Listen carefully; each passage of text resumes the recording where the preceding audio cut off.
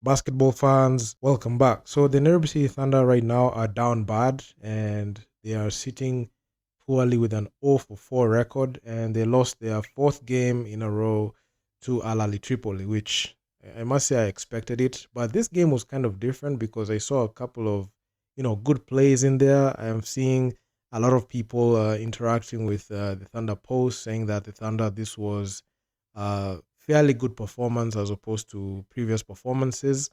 But unfortunately, the Thunder are officially out of contention for the BAL playoffs. And one thing that I've seen a lot of people fail to understand, especially the people who started following BAL just recently in the Nile Conference, that they don't even know that the Kalahari Conference and Sahara Conference tipped off. But here I'm going to lay it bare so that people can understand uh, our chances of qualifying.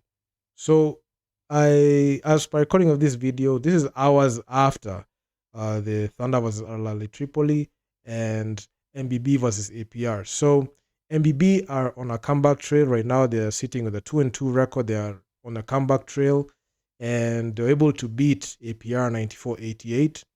And without Alodiara, the APR team, especially their front court, look mortal. And this one has created a star for the Nairobi City Thunder faithfuls who are thinking that the Thunder just need 2 wins to win, which is highly unlikely for it to happen. So, given the remaining fixtures is against MBB and APR, I don't think the Thunder, even if they win a single game, they'll have what it takes to even qualify, considering the fact that right now they yet to win a single game. And to make matters worse, MBB already have 2 wins. Even despite them starting off losing two straight, they're able to get a win over the Nairobi City Thunder, and they're able to defeat APR without the services of an Alodiar. So statistically, when it comes to point differential, when a team have when teams have similar records, the point differential system checks in.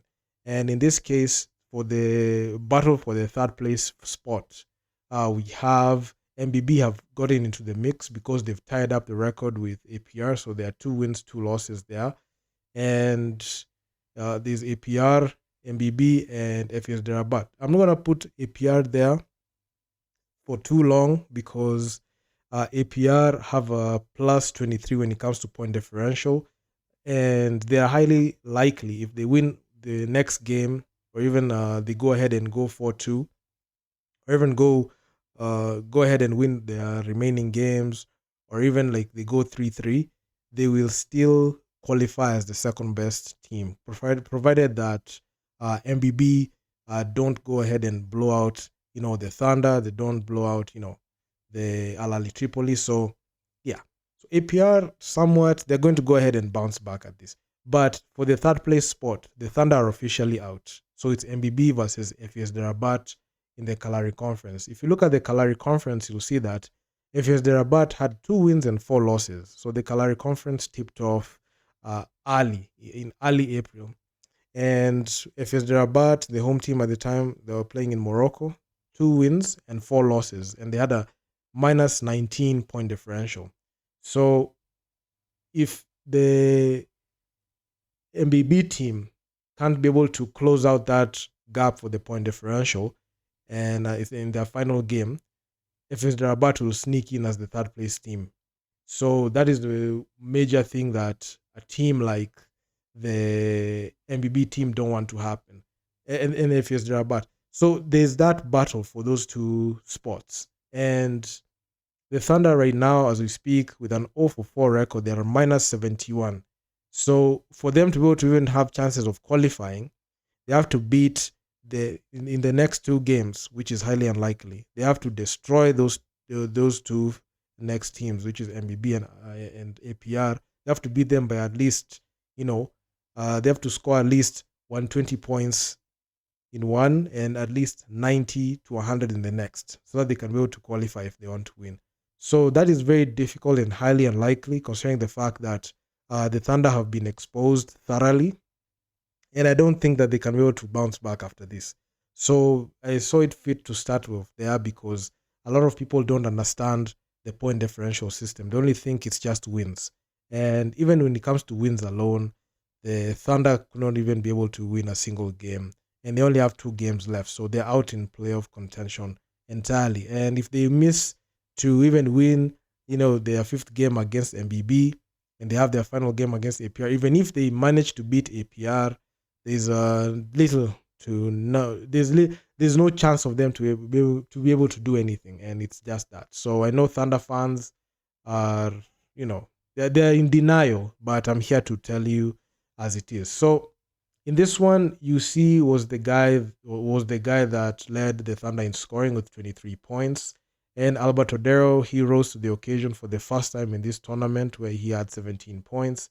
He was beating, the previous performances that he had, especially when he came off the bench. The Thunder really did not understand how to utilize this guy, and he was struggling, especially coming off the bench. Taylor Ongwai, his on and off performances. I can say Tyler is trying, but you can just see his window of, him being a star is just closing very fast. And I don't think there's anything that he can do right now to redeem himself. He has played poorly in this stretch of games. And even in the road to BAL, statistically, he was not that eye-popping. And he was not somebody that you could say you could rely on him down the stretch. And that's the reason as to why he had Majok and Haruna. So, yeah, there's that. Then, on the other side, John Jackie's Boise continued with his demolition jobs, where he dropped 26 points in this one. The man is averaging about 29 points per game. So this guy is just sensational. And I don't know how defenses are not even able to guard this guy. And he's just dropping these numbers as if it's nothing. And defenses in the other teams can't stop him. And he's just exemplary. Then Mohamed Sadi with 23, Caleb Agada with 16. So Caleb Agada, the Nigerian, he has been great, and he led in assists with 7 assists. Mohamed Sadi had a strong double-double, which, it was just great because he had 23 points and 13 boards. Caleb Agada also had a double-double of his own, where he added 10 rebounds there. And I must say, this Ahli Tripoli team is looking towards just doing the unthinkable and even going in 6-0 and joining Al Ittihad. So I'll be monitoring their performance, especially in the next 2 games, to see if they can be able to go unbeaten, because the only unbeaten team right now in the whole BAL Season 5 is Al Ittihad. And Al Ittihad might be, that team that we saw when they started as being that team that can only go undefeated, but Al Tripoli are on that trajectory. Then Eugene Adera, he had a game high 12 rebounds. Eugene Adera had 12 rebounds, and Garang Ding had 9 assists in there. So it was crazy to me to see that point guard in Eugene Adera had more rebounds than Will Davis. So this one was quite puzzling. You can't have your guard. I mean, Eugene grabbing all those boards is great and all. But, man, where is Will Davis? He was this person who's supposed to be averaging at least 13 or even 12 rebounds per game when you need him, but he's not there. So that's crazy. So statistically, especially came to shooting-wise, Al Tripoli took this and they ran with it. And I don't think the Thunder had even a chance at even being the most efficient as compared to the Al Tripoli. I must say, I'm going to give some credit to the Thunder. They started off this game very well, but the most frustrating thing was, even with the Thunder playing well, this is not even a fault to the Thunder. Even I had these thoughts when I was watching the game live. It was not the Thunder's fault. The Thunder did everything that they needed to do in this game. But the thing that angered me was the fluidity of the Al Tripoli's offense. Every single time they came back with a 3, every single time they went ahead and scored. They kept scoring. Even when the Thunder scored, they scored. If it was the Thunder, when they scored, a good layup, and they had a very good layup in there, the Al Tripoli went ahead and scored. They hit a transition 3 or a quick 3 to, start. If they miss the 3, they just go back and put it back in. So this is something that angered me so much. I was like, Jesus Christ, can somebody just try to defend and stop this? And the Thunder did defend it. Actually, the Thunder did defend very well, especially in the first quarter. But it was good defense, but better offense from Al Tripoli.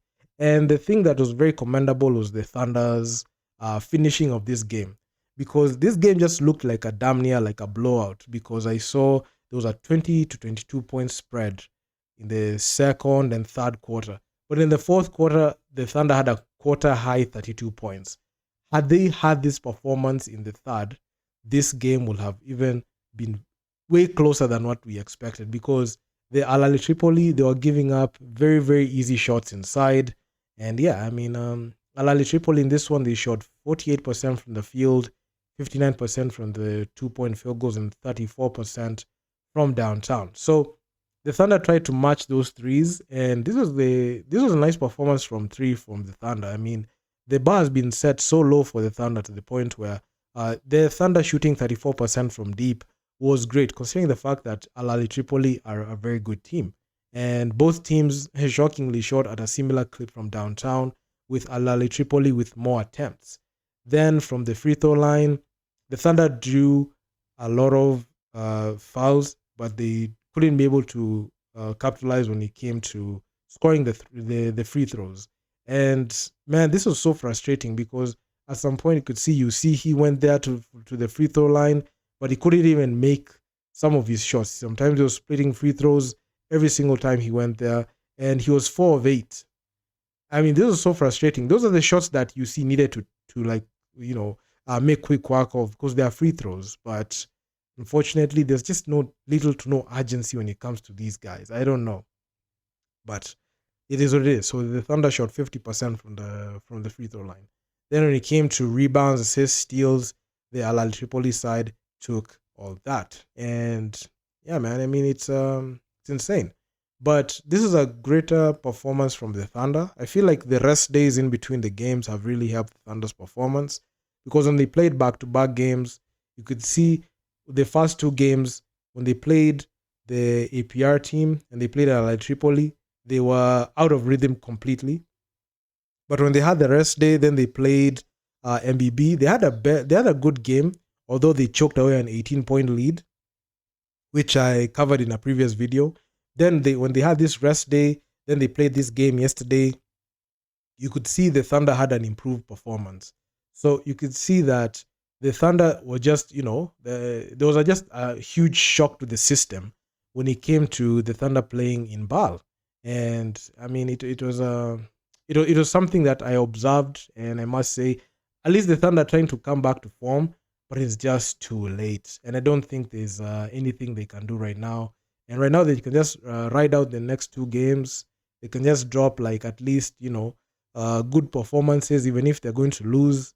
It doesn't matter, because right now as we speak they're already out of contention. So Evans Ganapamo, he put out a dud game in this one. I feel like he was off, and Brad Gibbs did the best thing in limiting this guy's minutes, because in previous games we saw Evans Ganapamo playing upwards of like 20 minutes per game, which was very sad, because this guy was very inefficient, and in this one he was very inefficient as well, and he was among the worst players on the roster, together with him and Tyler. So both of them were negative 9 plus. They had a plus minus one, minus 19. So they were not good at all. And Ganapamo, for some reason, he scored only 10 points. He had no rebound, no assists, no steal, no block. So this guy was just being put there to score. And even he didn't even do a good job at it at all. And even if you look at the stat sheet, you'll see that this guy did not do anything. He didn't defend the crap out of the ball. He didn't even draw fouls to go to the line. He was 2 of 7 from downtown. He was 2 of 4 on 2-point field goals. And he was just overall pathetic in there. He didn't even do anything. He was just inefficient in this one. Garang Ding, north of like 20 minutes, he had 5 points, 2 of 7. So this man has been struggling, like literally struggling. He couldn't find his shot from downtown, and he split his free throws, and he shot at a 50% clip. I mean, the only important stat he had was the 3 rebounds and the 9 assists. That's it. And that's just about it for him.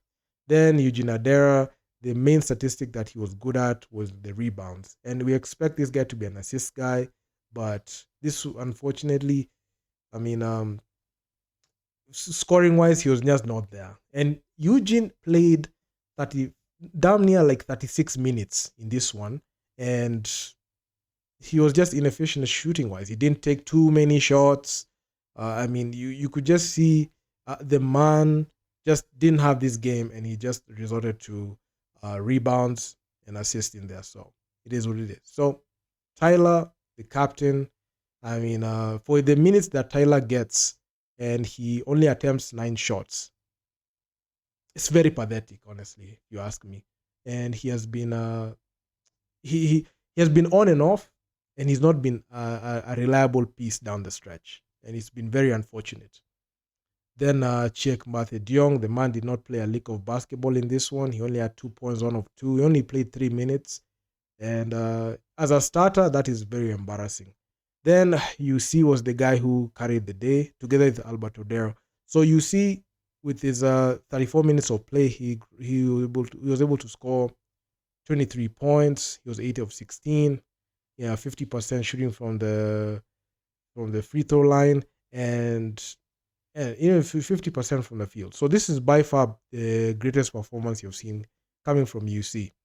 Then Kabongo, he's that BAL elevate player. I mean, 7 minutes of play, 6 points. I mean, he didn't do too much, and we didn't. I didn't expect him to do anything. I didn't expect him to do anything. Then you had Will Davis. I mean, this guy laid an egg. 22 minutes of play, only 7 points, 3 of 6. There was 6 boards in there, 3 turnovers, 2 steals, and a block. I mean, the guy just did virtually nothing. Then it was so disrespectful to add Kennedy Oshiro with only 31 seconds in the game. I felt like that was very disrespectful. And in that 31 seconds, he had 1 assist in there. So, yeah. David Baraka didn't play in this one. Then I saw Ariel Okal was brought in. I mean, that was great. I saw Ariel Okal suit up for this game. I mean, he was absent for the first 3 games. I'm not sure why Pradip didn't go to him. And even in his minutes, he tried. He tried to do something. And he had 1 steal, 1 assist, 1 rebound.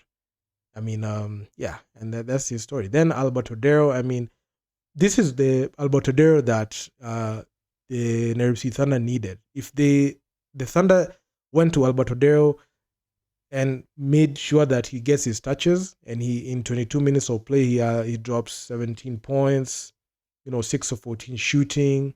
He was 2 of 5 from downtown. If he's able to get his touches well and be able to be in rhythm, he can be able to be a reliable option.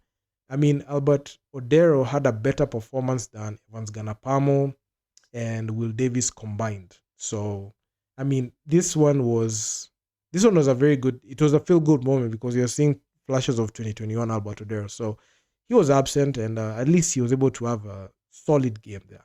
But for the Ahli Tripoli, our man of the hour, Jean-Jacques Boyce, in 25 minutes of play, 26 points, 9 of 19 shooting. The man is very efficient. He shot at a 47% clip and 83% from the line. So this guy went to the line 6 times and he made 5 free throws. And Jalen Adams, I don't know, I almost said Jalen Williams. I mean, I've been watching a lot of OKC Thunder basketball, especially in the playoffs. Right now, they're 2-0. I'll make a video on the NBA basketball channel for that one. But Ahli Tripoli running on all cylinders. Jalen Adams, the point guard, 32 minutes of play, 11 points. Nassim Badrush, 10 points. Mohamed Sadi, 23.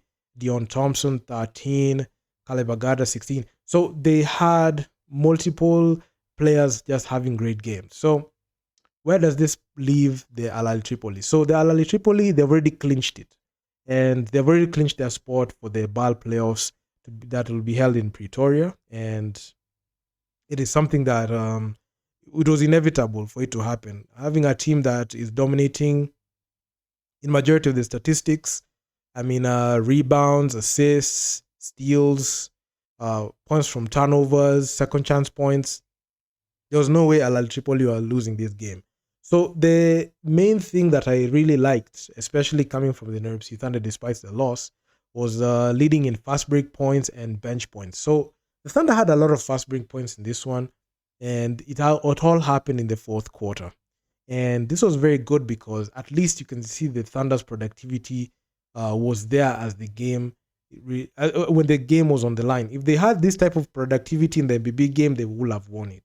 And the Thunder have been very passive, especially late game situations and in the second quarter, because the Thunder can have a very good first quarter, but when the game just the war of attrition, when the game progresses deep, you go in late in the game, the Thunder just kind of break. And unfortunately, the coaching staff is doing a very poor job in rotating like the bench and knowing who to go to at what time. So I'm not sure how they can figure that out right now because it's already done. And the Thunder, as we speak, I firmly believe all of this is set in stone. And the Thunder, this is going to be a lost year in BAL. I mean, they have tried. It has flopped hard. And despite a very good performance in the fourth, they couldn't be able to get the job done. They had their shot at Ahli Tripoli yesterday, and they missed it, and they failed. And I can say this is going to be a failure. So I'm going to release a video talking about the APR versus MBB matchup, which I must say was a great one, and MBB were able to steal that win. But just to go back to the people who are very delusional, in case you have forgotten, the Thunder are 0 for 4 and have a not plus minus, but a point differential of minus 71. So they're officially out of BAL playoff contention. And the two teams that are gunning in for that last third place spot is MBB and the FS Rabat team. So that's one thing that the Thunder fans must understand. I know it's going to be very difficult for you guys to comprehend it, but the Thunder are already out, and there are no guarantees that the Thunder can make it to BAL Season 6. So it is what it is. So do drop me your comments down in the comment section down below what you think about this. I'm going to talk to you guys in the next one. Peace out.